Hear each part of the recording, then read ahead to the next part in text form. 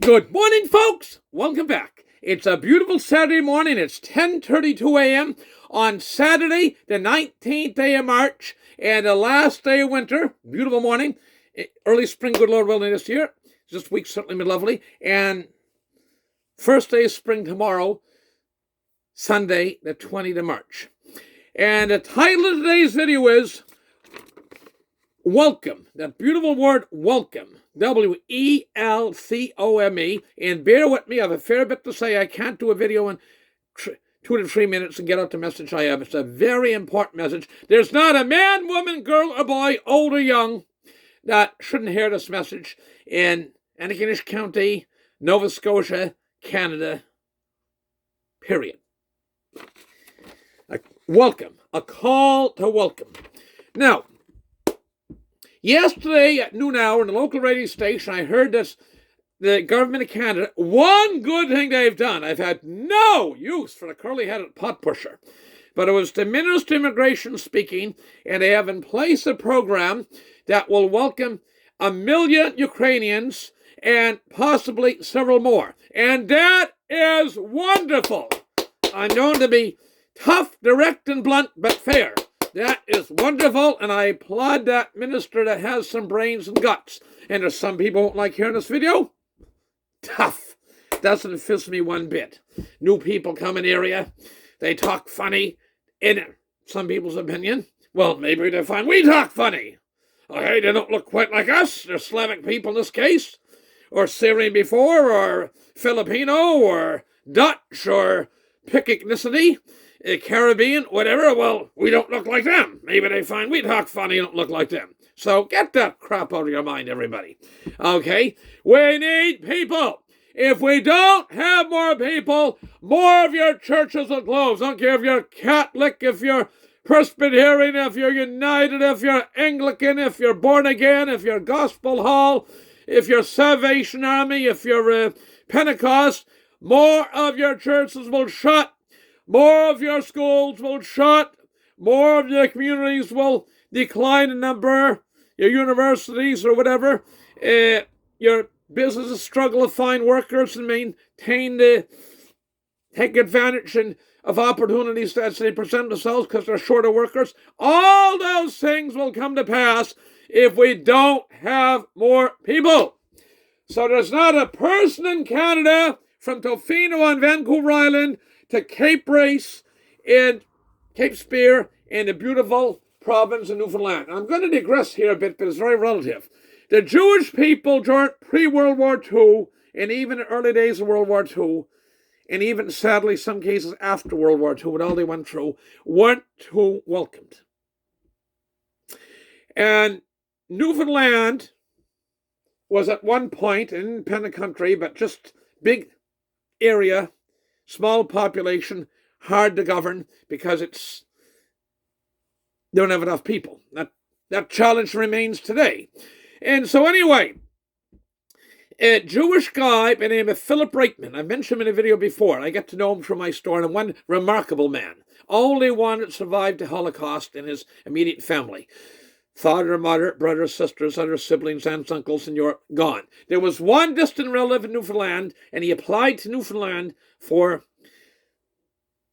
landed immigrant status, or whatever the term was at that time, possibly citizenship, whatever. They take and they had a grocery store in Newfoundland, in St. John's. And the governor of Newfoundland heard about it, and he said, by all means, send for him. And when they had his citizenship or swearing in, the governor of Newfoundland at that time in the mid-1940s, late 1940s, post-World War II, went to a ceremony, and there's a book out in the late Philip since passed on to heaven. And in the book, there's a paragraph in the book where he says, what have you learned? And he said, the goodness of people. So all he endured in a concentration camp, losing all his family, that man still had the guts and courage to say, the quote was, the goodness and kindness of people. I'm going to repeat that. The goodness and kindness of people. And I can't help but feel that the welcoming Newfoundlanders, that the governor of Newfoundland said, send for him. And he went to his sworn in to his citizenship that he must have been thinking of fine people of Newfoundland. Okay. Interestingly, I was speaking to a very smart gentleman the other day, and he made a comment. I said, "No, get some for Newfoundland," and to which the gentleman said back, "The government of Newfoundland, to their credit, has got four representatives of Newfoundland going right into refugee camps in Hungary, in Poland, in Moldova, to encourage the people to come settle in Newfoundland."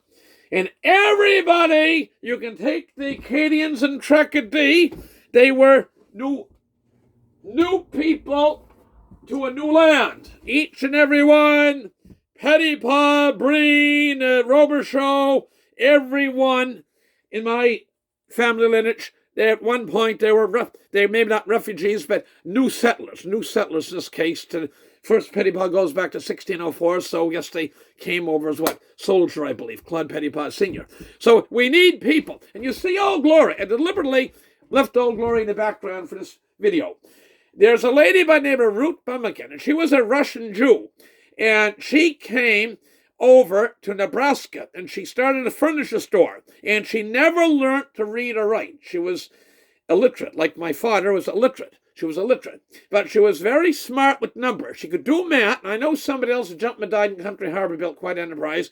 They tell me he couldn't read, but he knew numbers, knew math. And I've known several occasions people like that, and they're very smart. When you can't read, you really use every bit of storage in your mind to think of stuff. Can't make a list to go. Anyway, she built a huge business, bought up by Warren Buffett for $60 million some years ago. He kept her employed. She was 102 when she died. Nebraska Furniture Mart in Omaha, Nebraska.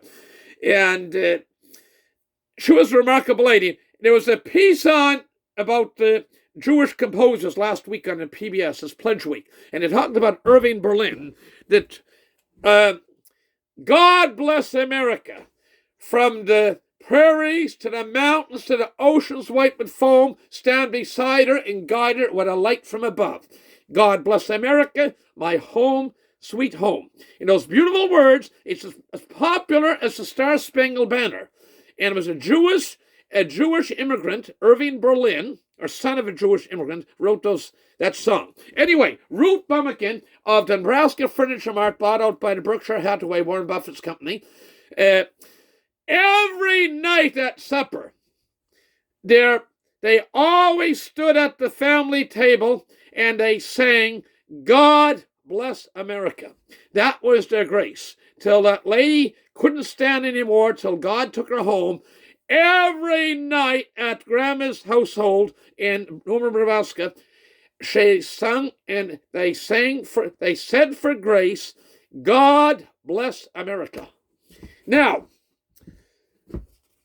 Cape Breton,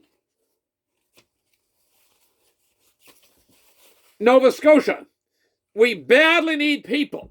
I did a video, just like my 12th video in Ukraine, and you'll hear more. You'll hear more of them too. That right now, estimate the BBC, not the bastards at the CBC, but the BBC took, and it's pretty good, and it's a moving target. At least 10% of the 44 million people of Ukraine have been displaced, and now we're up to about 3 million refugees. Poland's taken the most.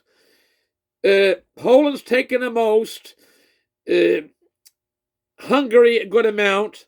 Some other countries, but it's such good. I ask you to welcome these people into your churches. Welcome them into your schools. Welcome into your community. Help them out. We need people. And we're not doing it because we need people. We badly need people. It's the Christian thing to do. I'll give you Muslim or Jewish or Baha'i, Hindu or Christian, or call yourself Christian for 45 minutes on Sunday morning. I remind you, there's 168 hours in a week. Bill Bartlett on the Banks Newfoundland radio show said he made a comment. Wasn't a preachy guy. And he wasn't a gospel preacher by name, but he was a very decent guy. He was a Newfoundlander, Bill Bartlett from Corner Brook.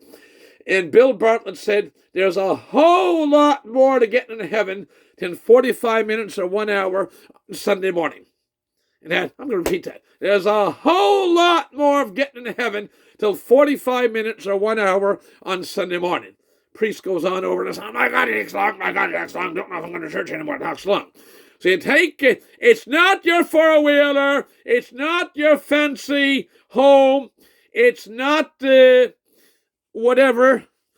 You take, it's how you help people. And there's need, and these people are going to be so good, we have no idea how much. You can go look at the province of Saskatchewan, Canada's wheat basket. I deal with a company, and the lady I speak to, her name is Romano. I don't know if that's married name, her maiden name. But just the Ukrainian people from Thunder Bay, Ontario, through Manitoba, through the Great Lakes, Saskatchewan, in tentacles into Alberta.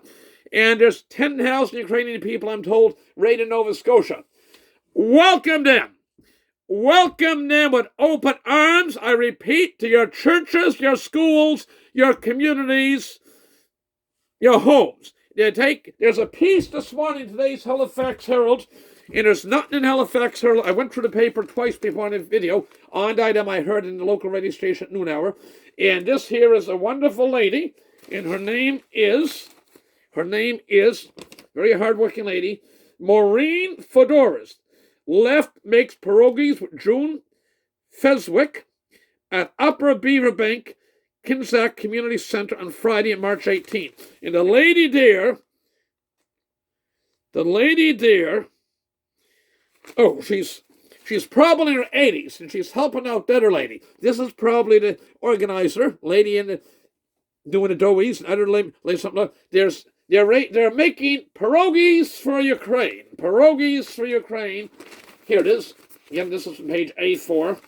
Making pierogies for Ukraine. They're having a big fundraiser on Saturday, April 2nd. That's a Polish dish, but the Ukrainians are Slavic people, and they're wonderful people.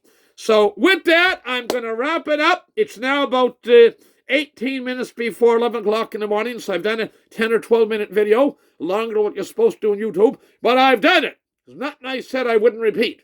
And so I get welcome. It's a call to welcome.